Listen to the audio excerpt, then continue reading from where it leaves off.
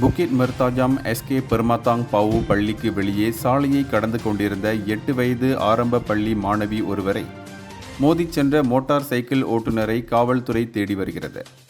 இந்த சம்பவம் செப்டம்பர் 30ஆம் தேதியன்று நடந்துள்ளது. இந்த விபத்து தொடர்பான 42 வினாடி சிசிடிவி காணொளியொன்று சமூக ஊடகங்களில் பரவி வருவதாக சபராங் பராய்த்தங்கா மாவட்ட காவல்துறை தலைவர் ஏசிபி எல்மி ஆரிஸ் தெரிவித்தார். பள்ளி முடிந்ததும் மாணவியும் அவரது தோழியும் சாலையை கடக்கும்போது மோட்டார் சைக்கிள் மோதிய காட்சி அதில் பதிவாகியுள்ளது. விபத்தில் பாதிக்கப்பட்ட மாணவிக்கு காலில் சிறிய காயம் ஏற்பட்டு சிகிச்சை அளிக்கப்பட்டுள்ளது. எனவேதான் மோட்டார் சைக்கிள் ஓட்டுநர் குறித்த தகவல் தெரிந்தவர்கள் உடனடியாக காவல்துறையை தொடர்பு கொள்ளுமாறு ஹெல்மி கேட்டுக்கொண்டார்.